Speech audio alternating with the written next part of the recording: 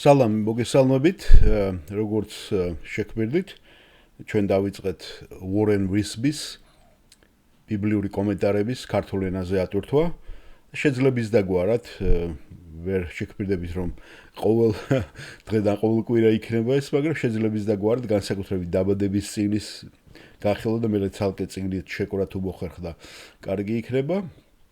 და ასე პარალელურად ახალ ათმასაც ალბათ პირველი მათეს სახარება არის და იმასაც შევეცდებით რომ ეგეც დავდოთ.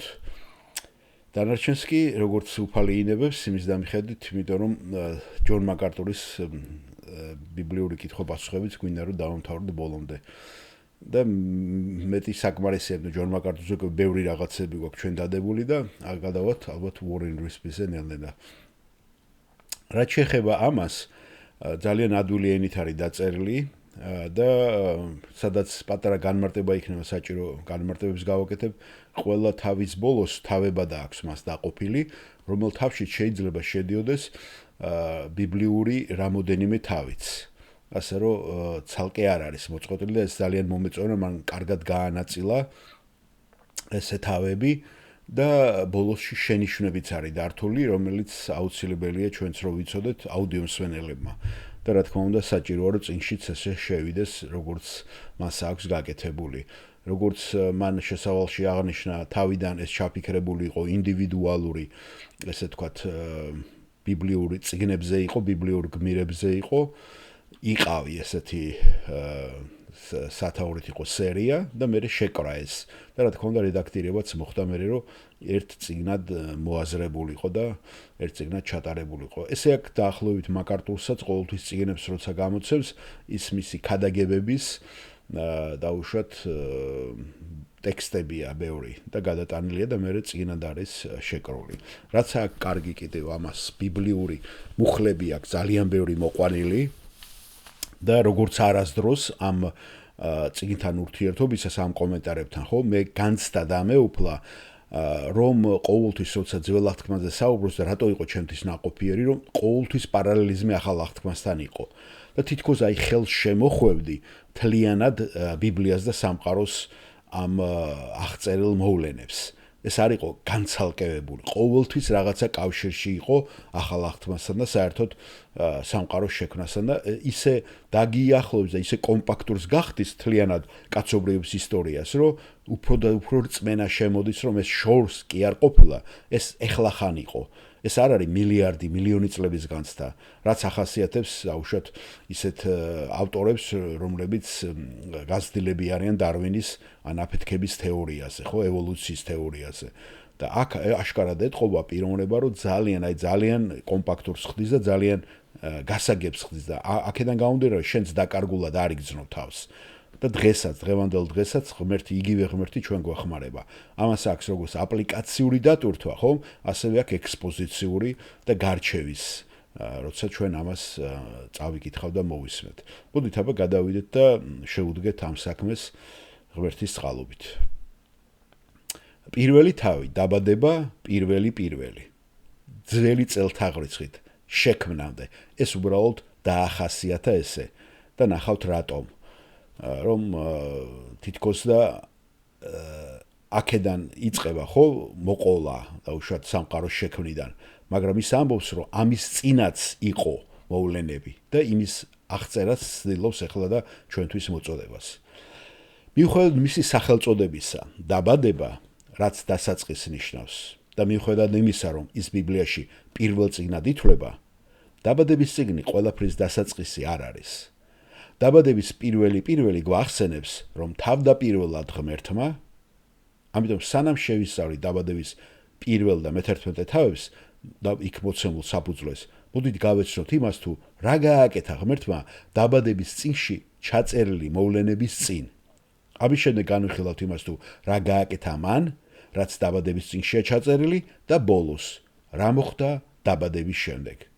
ეს მოგცემს იმ ფართო მიმოხილვას, რომელიც გვჭირდება ბიბლიაში ღვთის გამოცხადების დანარჩენი ნაწილის შესასწავლად. დაბადებამდე დაგეგმილი გამოსყიდვა რა ხდებოდა მანამ, სანამ ღმერთმა სამყაროს შექმნაზე ალაპარაკდებოდა? ეს შეიძლება არაპრაქტიკულ ჰიპოთეთურ კითხვად მოგეჩვენოთ, მაგალითად, რამდენ ანგელოს შეუძლია ნემსის წვერზე დგომა, მაგრამ ეს ასე არ არის. პირველი, ბოლოს და ბოლოს ღმერთი თვითნებურად არ მოქმედებს და ის ფაქტი, რომ მან რაღაცა შექმნა, მიუთითებს, რომ მას რაღაც დიდებული მიზნები უნდა ქონოდა მხედველობაში. მაშინ რა იყო სიტუაცია დაბადების პირველი თავის პირველ მუხლამდე და რას გვასწავლის ეს ღმერთისა და ჩვენ შესახებ? ღმერთი არსებობდა მის უდიდებულეს დიდებაში, რომ ღმერთი მარადიულია, მას არც დასაწყისი აქვს და არც დასასრული. ამიტომ ის სრულიად თვითკმარია და არსებობისა და მოქმედებისათვის მხოლოდ საკუთარი თავის გარდა მას არაფერი არ სჭირდება. ღმერთს აქვს ნებაყოფლობითი ურთიერთობა ყველაფერთან, რაც მას შექმნა. წერდა A.W. ტოზერი. მაგრამ მას არ აქვს აუცილებელი კავშირი არაფერთან საკუთარი თავის გარეთ. მეორე, ღმერთს არაფერი სჭირდება არც მატერიალური სამყაროში, არც კაცობრიობაში. მაინც მან შექმნა ისინი. თუ გსურთ, რომ რამემ თქვენი გონება დააბნიოს, დაფიქრდით მარადიულის კონცეფციაზე, იმაზე, რასაც არც დასაწყისი აქვს და არც დასასრული. ეს ფიქრები მთლიანად დაგიპყრობთ და მთლიანად დაგაფიქრებთ. როგორც დროის არსებებს, თქვენ და მე ნამდვილად შეგვიძლია ყურადღება გავამახვილოთ ჩვენს გარშემო არსებულ წარმავალ საგნებზე, მაგრამ ძალიან ძნელია, შეიძლება შეუძლებელიც წარმოვიდგინოთ ის, რაც სრულიად მარადიულია. მესამე, სამების ღმერთის ბუნებისა და ხასიათის გააზრება, რომელიც ყოველთვის იყო, ყოველთვის არის და ყოველთვის იქნება და რომელიც არასდროს არ იცვლება, არის ამოცანა, რომელიც ჩვენ გვაწუხებს თავდაპირველად ღმერთმა. მოსე წერს, სანამ თები დაიბადებოდა, ან შექმნით დედამიწას და სამყაროს საუკუნიდან საუკუნისამდე შენახარ ღმერთო. ეს არის მისი ფსალმონი 89 მეორე მუხლი. ფრედერიკ ფაბერმა ეს ასე გამოხატა: დროის გარეშე უსივრცო, მარტოსული და მარტოყოფი. მეოთხე, მაგრამ ამაღელებლად სამი, ამავე დროს შენ ხარ დიდებულად, ყოველთვის ერთადერთი ღმერთი ერთობაში. მეხუთე, პროცესის თეოლოგია, ძველი ერესი თანამედროვე ფორმაში, ადასტურებს შეზღუდულ ღმერთს, რომელიც თითქოს და პროცესშია და უფრო ვითარდება და დიდ ღმერთად იქცევა. მაგრამ თუ ღმერთი ღმერთია, როგორც ჩვენ ვიგებთ ამ სიტყვას, მაშინ ის მარადიულია და მას არაფერი არ სჭირდება და ის ყოვლის ცოდნე, ყოვლის შემძლე და ყველგან ყოფელია. იმისათვის, რომ გყავდეთ შეზღუდული ღმერთი, ჯერ თავად სიტყვა ღმერთი უნდა განსაზღვროთ, რადგან განმარტების თანახმად ღმერთი არ შეიძლება იყოს შეზღუდული. გარდა ამისა, თუ ღმერთი შეზღუდულია და უფრო დიდი ხდება, მაშინ რაღაცა ძალა ხომ აქცევს მას უფრო დიდად? ეს ძალა ღმერთზე უფრო დიდი იქნებოდა და შესაბამისად იქნებოდა ეს ღმერთი, თავად ეს ძალა. და მე ეს არ გვოცებს ორ ღმერთს ერთის ნაცვლად? მეექვსე, მაგრამ ჩვენ ვიცით ბიბლიის ღმერთი მარადიულია და მას არ აქვს დასაწყისი. ის უსასრულოა და არ იცის შეზღუდვები არც დროში და არც სივრცეში. ის სრულყოფილია და არ შეუძლია გაუმჯობესება, განვითარება. ის უცვლელია და მას არ შეუძლია ცვლა. ღმერთი, რომელსაც ა ブラ ამის სემდა თაყვანს, მარადიული ღმერთია. დაბადება 21:33. ხოლო მოსემ უთხრა ისრაელელებს: მარადიული ღმერთია თქვენი თავშესაფარი და ქვემოთ მარადიული მკლავებია. მეორე რჯული 33:27. აბაკუმმა წინასწარმეტყველმა თქვა, რომ ღმერთი საუკუნიდან იყო. აბაკუმი 1:12 და იხილეთ ასევე 3:6. ხოლო პავლემ მას მარადიული ღმერთი უწოდა, რომელთა წერილში 16:26 და პირველი ტიმოთეში 1:17. ასე რომ ღვთაებრივი სამება მოსიყვარულე ზიარებაში იყო. თავდაპირველად ღმერთი გასაოცარი განცხადება იქნებოდა ქალდეველთა ურის მოქალაქისათვის, საიდანაც ა ブラ ამი იყო, რადგან ქალდეველები და მათი ყველა მეზობლები თაყვანს სცემდნენ დიდი და პატარა ღმერთებისა და ქალღმერთების გალაქტიკას. მაგრამ დაბადების ღმერთი ერთადერთი ჭეშმარიტი ღმერთია და მას არ აყავს მეტოქე ღმერთები, რომელთანაც შეიძლება დაპირისპირება, როგორებიც ძველ სამყაროს მითებსა და იგავებში იყო გადმოცემული. გამოსვლა 15:1, გამოსვლა 23, მეორე რჯული 6:4, პირველი მეფეთა, იგივე პირველი სამუელთა 8:60, მეორე მეფეთა 19:15 და ფსალმუნები 18:31. ან უფრო სწორია შეიძლება 17:31 ქართულად. ეს ერთი ჭეშმარიტი ღმერთი არსებობს სამი პირის სახით: მამა ღმერთი, ღმერთი ძე და ღმერთი სულიწმინდა. იხილეთ მათეს სახარება 3:16-17, მათეს სახარება 28:18-20, იოანეს 7:34-35, 14 თავი იოანესი, 15:17 მუხლები. მოციქულთა საქმეები 2:32-33, 38-39, 10:36-38, პირველი კორინთელთა 12, პირველი 6, მეორე კორინთელთა 13-14, ეფესელთა პირველი 3 და მე-14-ის ჩათვლით, ეფესელთა მე-4 თავის პირველიდან მე-6-ის ჩათვლით, მეორე თესალონიკელთა მეორე თავის 13-დან 14, ტიტეს 3 4-დან 6-მდე და პირველი პეტრეს პირველი წერილის პირველი და მეორე მუხლები.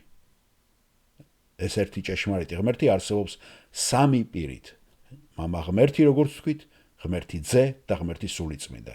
ნახეთ, რამდენ მუხლებშია ეს უკვე გადმოცემული ბიბლიაში.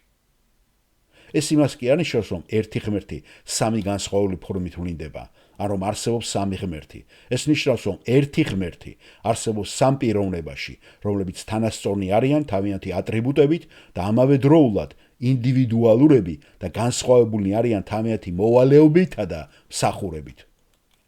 როგორც ნიკეს სარწმუნოების კრედოში, ეს არის ახალი წელთაღრიცხვით 325 წელი, არის ნათქვამი: ჩვენ გვწამს ერთი ღმერთის და ერთი უფალი იესო ქრისტესი, ძე ღვთისა, მამისაგან შობილი, ნათელი ნათლისა, ჭეშმარიტი ღმერთი ჭეშმარიტი ღმერთისა, შობილი, არა შექმნილი, ერთი არსების მქონე მამასთან და სულიწმინდაში.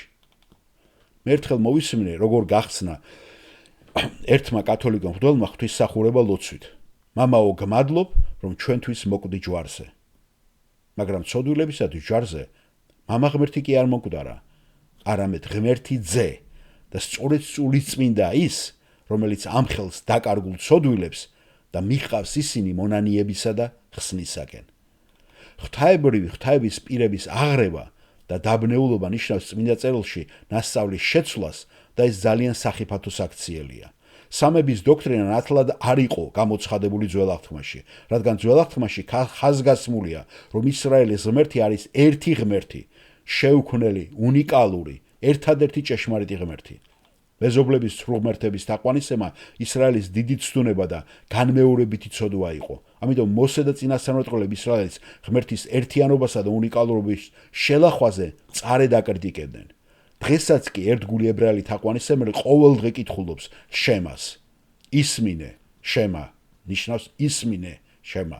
ისრაელო, უფალი ჩვენი ღმერთი ერთია, უფალი. შეიყვარე უფალი შენი ღმერთი მთელი გულით, მთელი სულით და მთელი ძალით. მეორე რჯულის 6 თავის 4 და 5. წმინდა წერილში გამოვლენ ღმერთს არ აყავს თანატოლი და არც მეტოქეები. მაგრამ ძველი აღთქმა გვაძლევს სამების საოცარი ჭეშმარიტების ხედვებსა და მინიშნებებს. ჭეშმარიტებას, რომელიც მოგვიანებით ახალ აღთქმაში ქრისტესა და მოციქულების მიერ უკვე ნათლად ჩამოყალიბდა და გამოვლინდა. მოდით, ეს სიტყვები დაბადების წინში, დაბადება 1:26, 3:22, 11:7. ასევე იხილეთ ესაიას 6:8, მიუთითებს იმაზე, რომ ღვთაების პირები ერთად მუშაობდნენ. მოდით შევქმნათ, გახსოვთ ხომ? და მრავალ სიტუაციაში, როდესაც უფალი ანგელოზი გამოჩნდება სცენაზე, მიუთითებს ღვთის ძის ყოფნაზე. ეს არის დაბადება 16:7-დან 11-მდე, დაბადება 21:17, დაბადება 22:11, დაბადება 11 და 15, ესე იგი 22-ის 11 და 15, 24-7, 40, 31 დაბადება 11, 32 24-დან და 20-ის ჩათვლით, გამოსვლის წიგნი 3 მესამე თავის პირველი 4, მოციქულთა საქმეები 7:30-დან 34-მდე, 14:19, 23 20-დან 26-მდე მოციქულთა საქმეები, ასევე მოციქულთა საქმეები 32, 33, 33, 37, იოსან ნავესზე 5:13 და შემდგომ საჯულები 2-დან პირველი 5 და 6:11. მესია, ანუ ღმერთი ძე, საუბრობს საკუთარ თავზე, სულიწმინდასა და უფალ მამაზე. ესაიას 42 თავის 16-17 და ესაიას 61 თავის 1-დან მესამე მუხლებში. ხოლო ფსალმუნის, მეორე ფსალმუნის მე-7-ში ნათქვამია, რომ იეჰოვას ყავს ძე. იესო მე-7 მუხლის საკუთარ თავზე გამოიყენა, როდესაც დაუპირისპირდა თავის მტრებს, რომლებმაც ის არ მიიღეს, როგორც ღვთის ძე. მათ ესახარება 22 41-დან 46-ის ჩათვლით. დაბადების წიგნის პირველი და მეორე, პირველი თავის მეორე მუხლი და მე-6 მესამეში ღვთის სული განსხვავდება უფლისაგან, უფალი მამისაგან და იგივე განსხვავება გვხდება რიცხთა წიგნის 27-18-ში, ფსალმუნი 50-ში 11-ში, ესაიას 40-13-ში და 48-16-ში და ანგიას წიგნის 2-4-დან 5-მდე. მეორე თავის მე-4-დან მე-5 მუხლებში. მიუხედავად იმისა, რომ სიტყვა სამება არსად გამოიყენება ბიბლიაში, დოქტრინა ნამდვილად არსებობს. დაფარულია ის ძველ აღთქმაში, მაგრამ უკვე გამოვლინდა ახალ აღთქმაში. აქვს თუ არა ამ ღრმა და იდუმალ დოქტრინას რაიმე პრაქტიკული მნიშვნელობა დღეს მორწმუნისათვის? დიახ. დიახაც აქვს, რადგან ღვთაების სამი პიროვნება მონაწილეობს სამყაროსთვის ღვთაებრივი ნების დაგეგმვასა და შესრულებაში, მათ შორის ხსნის გეგმაში. ღვთაებრივმა სამებამ დაგეგმა გამოსყიდვა. გამოსყიდვის შესანიშნავი გეგმა არ იყო ღვთაებრივი ეს უკანასკნელი აზრი, რადგან ღვთის ხალხი ქრისტეში იყო არჩეული, ჩვენ ვიცით, ქვეყნიერების შექმნამდე. ამას გვეუბნება ეფესელთა წერილის 1-4 და გამოცხადების წიგნის მე-17 თავის მერვე მუხლი და მამისაგან ძეს მიეცა, როგორც მის სამეფოში ყოფნისათვის. მათ ესახარება 24-34, ასევე მისი დაბადების გასაზიარებლად. იოანეს სახარების 17-2, 6, 9, 11 თავის 12 და 24. ძის მსხვილ შეწირვა შემთხვევითობა არ იყო. ეს იყო დანიშვნა მოციქულ საქმეები 2:23, 4:27-28, რადგან ის მოკლული იყო ქვეყნიერების დასაბამიდან. გამოცხადება 13:8. მარადისობის რჩევებში ღვთაებრიომ გადაწყვიტა შეექმნა სამყარო, რომელიც მოიცავდა ადამიანებს ღვთის ხატად შექმნილს. მამა მონაწილეობდა შექმნაში, დაბადება 1, მეორე მეფეთა, იგივე მეორე სამუელთა 19-15, მოციქულთა საქმეები 4:24, მაგრამ ასევე იყვნენ ძე იესო, იოანეს 1, 3, მე-10, კოლოსელთა წერილის 1-16 და ებრაელთა 1-2 და სულიწმინდა დაბადების 1-2, ფსალმუნები 103:30 ან 104:30. ღმერთმა არ შექმნა სამყარო, იმიტომ რომ მას სჭირდებოდა რაიმე, გარდა იმისა, რომ თავის სიყვარული გაეზიარებინა ქმნილებებისათვის, რომლებიც ანგელოზებისაგან განსხვავებით ღვთის ხატად არიან შექმნილი და შეუძლიათ ნებაყოფლით უპასუხონ მის სიყვარულს. ღვთაებრიობამ გადაწყვიტა, რომ ძე მოვიდოდა დედამიწაზე და ის უნდა მომკვდარიყო სამყაროს ცოდვებისათვის. ხოლო იესო მოვიდა მამისნების შესასრულებლად. იოანეს სახარება 10:17-18, ებრაელთა წერილი 10:7, იესოს სიტყვები მამისაგან იყო. იოანეს სახარება 14:24, ხოლო მისი საქმეები მამის დავალებით იყო. ეს არის იოანეს 5:17-21, 36, მოციქულთა საქმეები 2:22 და სულიწმინდის მიერ იყო გაძლიერებული. იოანეს 10:38. ძე ადიდებს მამას, ისევ იოანეს სახარება 14:13, 17:1, 4 და სული ადიდებს ძეს. იოანეს სახარების მე-16 და მე-14. წმინდა სამების პირები ერთად მუშაობენ ღვთაებრივი ნების შესასრულებლად. ეფესელთა წერილის 1-დან 3:14 შეთვლით თანახმად ხსნის გეგმა სამებისეულია. ჩვენ მამის მიერ ვართ რჩეული, მუხლები 3:6, ძის მიერ გამოსყიდული, ისევ ეფესელთა წერილი 7:12 და სულიწმინდის მიერ დაბეჭდილი, მუხლები 13:14. და ეს ყველაფერი ღვთის დიდების ქებისთვისაა. მუხლები 6:12-14, ეს ყველაფერი ეფესელთა წერილია.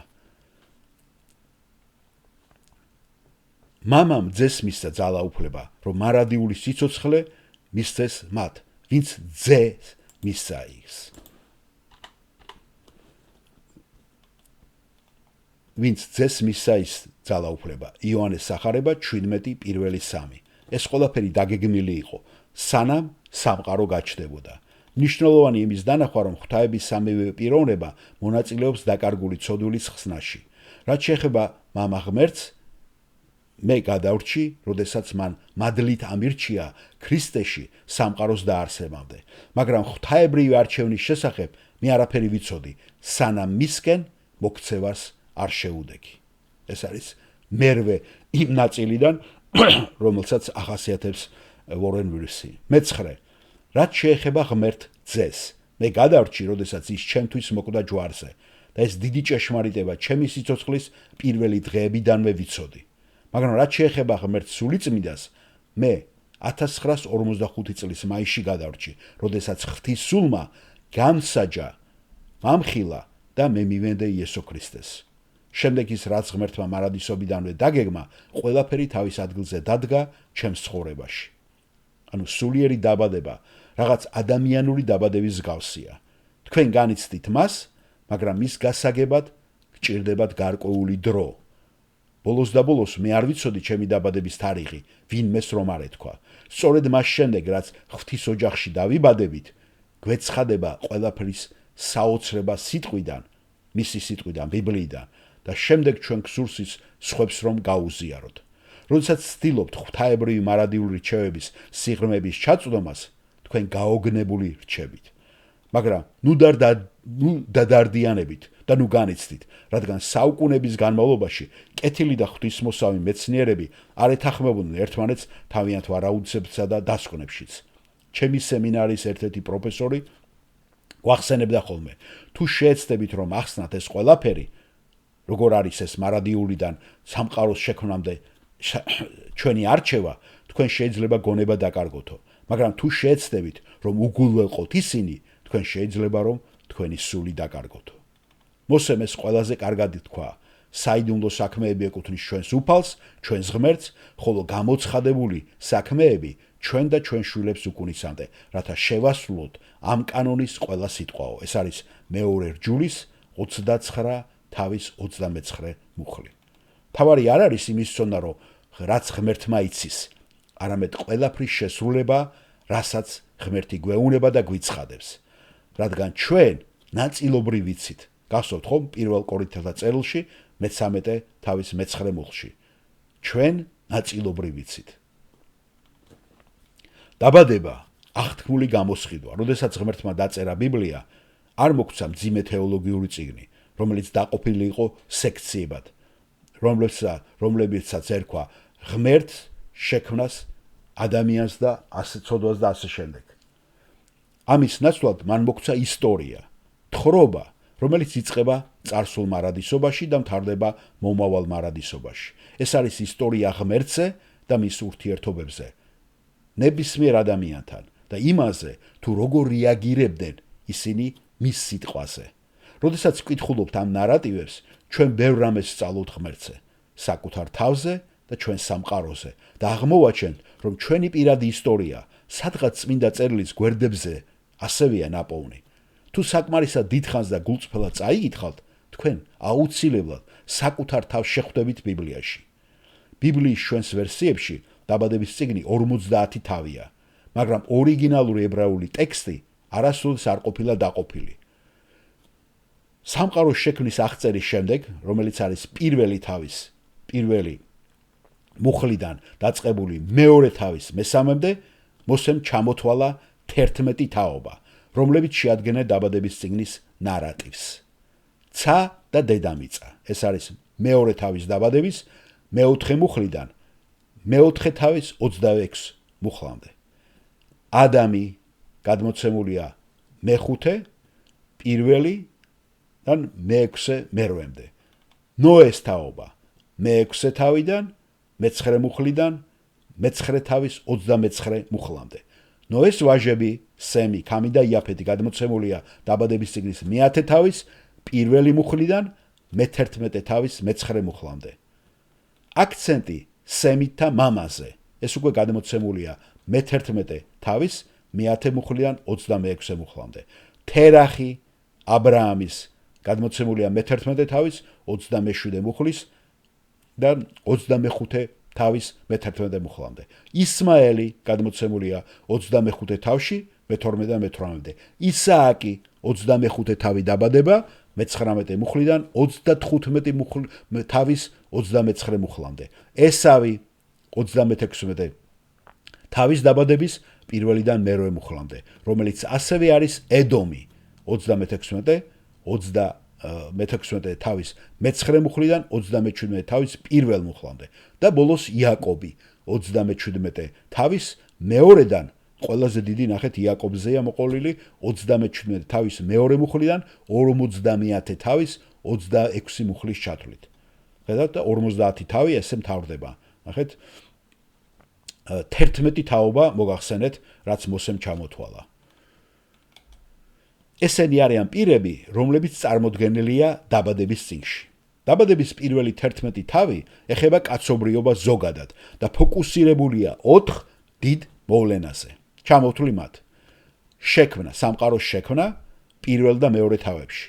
ადამიანის დაცემა და მისი შედეგები მე-3-დან მე-5-მდე. წარღვნა დაბადების მე-6 თავიდან მე-9 თავის ჩათვლით და საბოლოო ბაბილონის აჯანყება მე-4 მოვლენა, დიდი მოვლენა მე-10 თავიდან მე-11 თავის ჩათვლით. დაბადების წიგნის დანარჩენი ნაწილი განსაკუთრებით ისრაელზეა ფოკუსირებული მე-12 თავიდან 50 მუხლის და ის მოგვითხრობს 4 დიდი ადამიანის ცხოვრებას. აბრაამი მე-12 თავის პირველი 25 პირველი მუხლიდან დაწყებული 25 თავის მე-18 მუხლის ჩათვლით. ისააკი 25 თავიდან იწყება 19, 27, 46 თავის ჩათვლით. იაკობი 28 თავიდან შემოდის 36 მუხლიდან და ბოლოს იოსები 37 თავიდან 50-ზე მოყოლილია მათთვის. მეათე განყოფილება ამ თავში ჩვენ ამ ადამიანებს პატრიარქებს უწოდებთ, რადგან ისინი ებრაელიერის დამფუძნებელი მამები იყვნენ. დაბადების წიგნის შესწავლისას გაითვალისწინეთ, რომ მოსემ არ დაწერა თითოეული ადამიანის ან მოვლენის დეტალური ისტორია. მან მხოლოდ ის ჩაწერა, რაც მას დაეხმარა თავისი მიზნის მიღწევაში, რომელიც იყო ნივთების წარმოშობის ახსნა, განსაკუთრებით ებრაელიერის წარმოშობისა. დაბადების პირველიდან მე-11 თავები კაცობრიობის წარუმატებლობის ჩანაწერია, მაგრამ აბრაამის მოწოდებით უკვე ღმერთი ახალ დასაწყისს ქმნის. ადამიანის ცოდვა მოიტანა, ჩვენ გვახსოვს, ღვთის წყევლა, მე-3 თავი 14, მე-17, 4-11, მაგრამ ღვთისმადლიანმა აღთქმა აბრაამთან უკვე კურთხევა მოუტანა თელ კაცობრიობას, თელ მსოფლიოს. ეს არის დაბადების წიგნის მე-12 თავის პირველ და მე-3 მუხლებში აღწერილი. ასევე შეამჩნევთ დაბადების წიგნის ჩანაწერში, რომ როდესაც ადამიანი ყველაზე ცუდ რამეს აკეთებს, ყველაზე დაბალ დონეს ეცემა. ღმერთი მას ყოველთვის ახალ დასაწყისს აძლევს. დოქტორმა ჯი კემპელ მორგანმა თქვა, რომ დაბადების წიგნი ციკლი არის თაობა, გადაგვარება და ხელახლა შექმნაო. მე-11 განყოფილება ესე არის კაენმა მოკლა აბელი, მაგრამ ღმერთმა მისცა სეთს ღვთისმოსავის შთამომავლობის გაგრძელების საშუალება. დედამიწა ძალადობრივი და ბოროტო გახდა. ამიტომ ღმერთმა გაანადგურა კაცობრიობა, მაგრამ ნოე და მისი ოჯახი აერჩია მისი საქმის გასაგრძელებლად. ქალდეველთა წარმართული ურიდან ღმერთმა აბრაამი და სარა გამოიძახა და მისი ვაჟი ისააკი მისცა ღვთის ხსნის გეგმის მომავალი სწორედ ამ ვაჟზე იყო დამოკიდებული. ისააკს და რებეკას ორი ვაჟი ჰყავდა, ესავი და იაკობი, მაგრამ ღმერთმა ესავი უარყო და იაკობი აირჩია ისრაელის 12 ტომის ასაშენებლად და აღთქმის კურთხევების მემკვიდრეობით მისაღებად. სხვა სიტყვებით რომ ვთქვათ, დასაწყისიდან ბოლომდე. დაბადება არის ღვთის უზენაესი ნების და მადლის არჩევის ისტორია. ეს ანიშნავს, რომ ამ ბავში მოხსენიებული პირები უბრალოდ რობოტები იყვნენ, რადგან ისინი შეცდომებს უშვებდნენ და ღვთის გეგმის ჩაშლასაც კი ცდილობდნენ. მაგრამ როდესაც ადამიანები ეწინააღმდეგებდნენ ღვთის მმართველობას, ის მაინც არღვევდა და ასრულებდა თავის ღვთაებრივ განზრახვებს. უფლის ზრახვა სამარადისო დგას, მისი გულის ზრახვები კი თაობიდან თაობამდეა. ფსალმური 33:11. ის რაც იწყება დაბადებაში, ვითარდება მთელ ბიბლიაში და შემდეგ სრულდება გამოცხადების წიგნში, როგორც ამას შეჯამებიდან ხედავთ. ამ ორ წიგნს შორის კიდევ ბევრი შედარება და კონტრასტია, მაგრამ ეს გარკვეულ წარმოდგენას შეგიქმნით, თუ რამდენად მნიშვნელოვანია დაბადება ღვთის პროგრამისა და წმინდა წერილის დანარჩენი ნაწილის გასაგებად და ასაქმელად. დაბადების შემდეგ გამოსყიდვა აღსრულდა, ღმერთმა თანდათანობით გამოავლინა თავისი ხსნის დიდი გეგმა, პირველ რიგში მან მისცა აღთქმა, ეს არის დაბადების მესამე თავის მე-15-ში, პირველი ხსნის დაპირება, რომელიც ბიბლიაშია მოცემული. ეს არის დაპირება გამომსყიდველის შესახებ, რომელიც დაიბადებოდა ქალისაგან, დამარცხებდა სატანას და კაცობრიობას ხსნას მოუტანდა. აღთქმული ხსნელი იქნებოდა კაცი და არა ანგელოზი და ის გადაარჩენდა ადამიანებს და არა დაცემულ ანგელოზებს. ებრაელთა წერილის მეორე თავის 5-18 ჩათვლით. საიდან მოვიდოდა ეს აღთქმული გამომსყიდველი? დაბადების წიგნის მე-12-ში აბრაამი, როდესაც ლოცავს, იქ არის მე-12 თავში პირველიდან 3 პასუხობს ამ კითხვას. გამომსყიდველი იქნება ებრაელი აბრაამის ხალხიდან. ღვთის სასწაულით აბრაამსა და სარას ეყოლათ ისააკი, ხოლო ისააკი იყო იაკობის მამა. თუმცა იაკობს ჰყავდა 12 ვაჟი, რომლებმაც ისრაელის 12 ტომი დააარსეს. რომელი მათგანი მისცემდა მსოფლიოს ხსნელს? ეს უკვე გადმოცემულია დაბადების წიგნის 59 თავის მე-10 მუხლში, სადაც იაკობი ლოცავს სიკვდილის წინ თავის შვილებს. გამომსყიდველი იუდას ტომიდან მოვიდოდა. გამოსვლის წიგნი მოგვითხრობს თუ როგორ შექმნა ღმერთმა დიდი ებრაელი ერი, როდესაც ისინი ეგვიპტის მიწაზე იტანჯებოდნენ და შემდეგ თავისი დიდი ძალით იხსნა ისინი. მათ უნდა მოეთხოვათ თავიანთი მემკვიდრეობა ქანაანში, მაგრამ ურწმუნოებაში არ დაემორჩილნენ ღმერთს და 40 წელი იხეტიალეს უდაბნოში. ეს არის გადმოცემული რიცხვთა წიგნის მე-13 თავის მე-14-ში. იესონავეს ძემ ახალი თაობა ამ მიწაზე მიიყვანა და იქ დააარსა ეს ერი. საჯულთა მმართველობის ტრაგიკული ეპოქისა და საულის მეფობის შემდეგ, რომელიც აღწერილია საჯულთა წიგნსა და პირველ სამუელში, იგივე პირველ მეფეთაში, ღმერთმა თავითი ქართულად პირველ მეფეთა, იმიტომ 4 მეფეთა არის და აქ ინგლისურში როცა ვახსენებ, არის პირველი სამუელი და მეორე სამუელი და არის პირველი მეფეთა და მხოლოდ მეორე მეფეთა. ასევე ფსალმუნებშიც თუ მე დამეპარა ერთით ნაკლები ყოველთვის ქართულ ბიბლიაში. ღმერთმა დავითი მეფეცხო და გამოავლინა, რომ აღთქმული გამოსყიდველი დავითის ოჯახიდან მოვიდოდა. ეს არის მეორე სამუელთა მე-7, იგივე მეორე მეფეთა მე-7 თავი. ის არა მხოლოდ დავითის ძე იქნებოდა, არამედ დაიბადებოდა ბეთლემში, დავითის ქალაქში. მიქა წინასწარმეტყველი 5:2. წინასწარმეტყველ ესაიას მეშვეობით ღმერთმა გამოაცხადა, რომ ხსნელი სასწაულებრივად დაიბადებოდა ქალწულისაგან. ესაია 7:14, ასევე იხილეთ ლუკას სახარება პირველი თავის 26-დან 38 მუხლის ჩათვლით. რა თქმა უნდა, ძველი აღთქმის მთელი პერიოდის განმავლობაში სატანა ყველაფერს აკეთებდა ღვთის გეგმის ჩასაშლელად. გასულთ, კაენი ეშმაკს ეკუთვნოდა, ეს არის 1 იოანეს წერილი 3:12 და მოკლა მან თავისი ძმა აბელი, მაგრამ ღმერთმა შეთი მისცა ღვთისმოსავის შთამომავლობის გასაგრძელებად. დაბადების მე-4 თავის 25-26. წარღვნის დროს ღმერთმა გადაარჩინა ნოე და მისი ოჯახი სულ 8 სული, ხოლო სემის შთამომავლობიდან დაიბადა აბრაამი, ებრაელი ერის მამამთავარი. სულ მცირე 4 შემთხვევაში, 4ჯერ კაცობრიობის ისტორიაში, ღვთისმოსავის შთამომავლობა გადაშენების საფრთხის წინაშე დადგა. 2ჯერ მოიტყუა აბრაამა თავისი ცოლის სარას შესახებ და ის წარმართა მმართველმა წაიყვანეს. მე-12 თავი დაბადების 10-20 და მე-20 თავის პირველი და შემდგომ და მისმა შვილმაც ისააკმაც იგივე გაიმეორა და ცოდვა ჩაიდინა და საფრთხეში ჩააგდო თავისი ცოლი რებეკა. დაბადების 26 თავში მე-6-დან მე-16 მუხლებში აღწერილია ისააკის ეს განდგომა აბიმელექთან. ებრაელური მონარქიის გვიანდელი ბნელი დღეების დროს ბოროტმა დედოფალმა ათალიამ ყველა სამეფო ვაჟი მოკლა, მაგრამ ერთი პატარა უფლისწული იოაში გადარჩა, რათა გაეგრძელებინა დავითის შტო. ეს არის გადმოცემული მეორე, ეს არის მეოთხე მეფეთას მე-11. იგივე ქართულში და ინგლისურში მეორე მეფეთა 11 თავი. როგორ დასრულდა ეს ყველაფერი? მაგრამ როდესაც დადგა ჟამის აღსასრული, ღმერთმა მოავლინა თავად თავისი ძე, რომელიც შობილია ქალისაგან, შობილია რჯულის ქვეშ, რათა გამოესყიდა ისინი, ვინც რჯულის ქვეშ იყვნენ. გალატეთლა წერილის მე-5 თავის 4:5. ანგელოზმა მწყემსებს აუწყა, რადგან დღეს დავითის ქალაქში თქვენთვის დაიბადა მხსნელი, რომელიც არის ქრისტე უფალი. ლუკას სახარება 2:11. დაპირება შესრულდა და ეს ყველაფერი დაიწყო დაბადებიდან. ახლა კი შეუერთეთ მოსეს, მოდით და წავიკითხოთ მისი ბრწყინვალეში დაგონებული ჩანაწერი ცის, დედამიწის და ადამიანის სიცოცხლის შექმნის შესახებ. ესე დამთავრდა პირველი ეს ამ განყოფილება, რომელიც ჩამოგითვალეთ 10 იმად იყო ქვეგანყოფილება დანიშნული და ბოლოს არის შენიშვნები, რომლებიც ჩამოთვლილია. და დღეს ამითი ვიკმარებ ჩვენ. პირველი შენიშვნებში საეჭვოა რომ ძველ თეოლოგებს ოდესმე დაუსვეს ეს კონკრეტული კითხვა, მაგრამ თემა სრულიად უმნიშვნელო არ არის. ანგელოზები არიან სულები და არა აქვთ ფიზიკური სხეულები, გარდა დროებით, როდესაც გაგზავნილნი არიან სპეციალურ მისიებზე. მაშინ როგორ იკავებენ ისინი სივრცეს?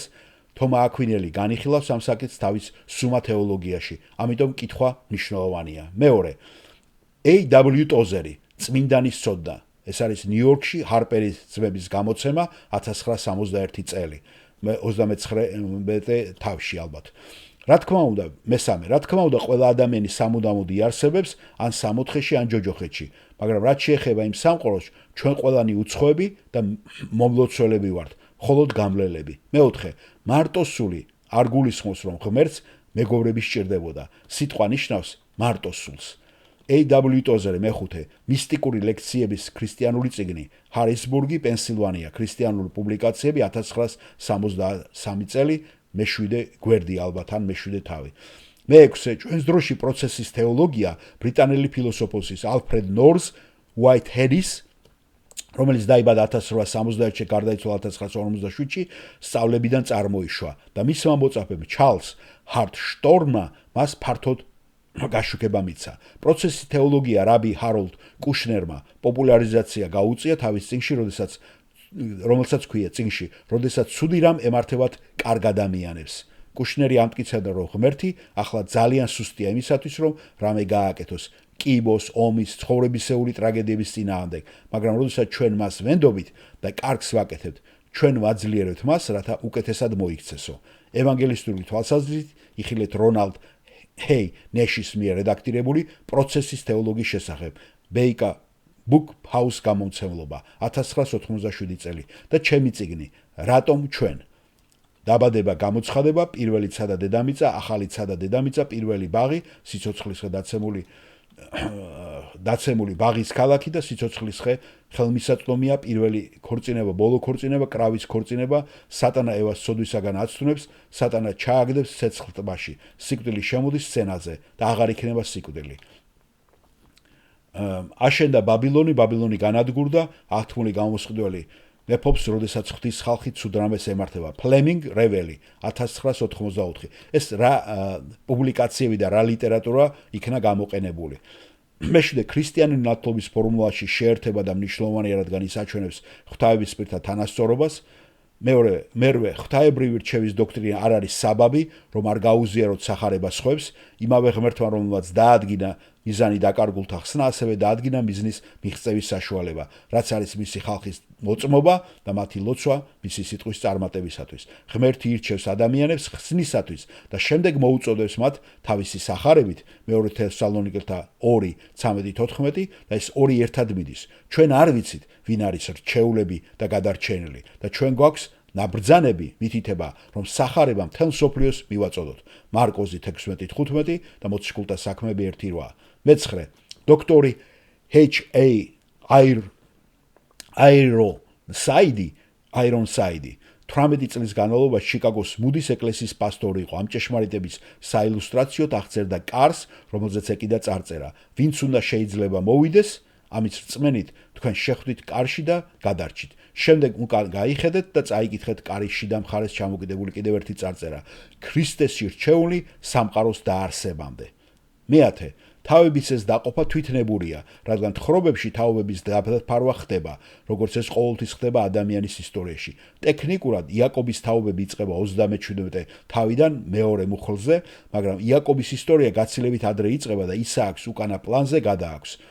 არ არსებობს განყოფილება, რომელსაც ეწოდება იოსების თაობები, რადგან იოსები იაკობის თხრობის ნაწილია, რომელიც ასრულებს დაბადების წიგნში. და მე-11 შენიშნა, იხილეთ მორგანის ანალიზებული ბიბლია და ბიბლიის წიგნების ცოცხალი შეტყობინებები ორივე გამოქვეყნებულია ფლემინგ ჰეი რეველის გამომცემლობის მიერ. აი ეს რაც შეეხება მაგას. ერთი რაზეც მინიშნება მინდოდა მე გამეკეთებინა ეს არის აგერ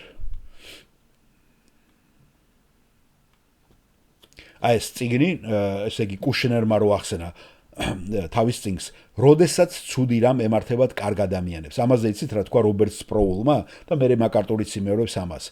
ეს კი არ არის, ესე კი არ უნდა დაესათაურებინა მას ეს წიგნიო. როდესაც ცუდი რამ, რატო ემართებათ ცუდი რამ კარგ ადამიანებსო? პირიქითო, რატომ არ სჯის კეთილი ღმერთი ამ ცუდ ადამიანებს და რატო არ ისჯება ესეთი ცოდვილები სამართლიანი ღმერთის მიერო. ეს იყო უბრალოდ მე რაც გამახსენდა. მადლობა მოსმენისათვის და ჩვენ მომავალში ალბათ შემდეგი იქნება ახალი აღთქმიდან ერთი თავი. მომავალ შეხვედრამდე.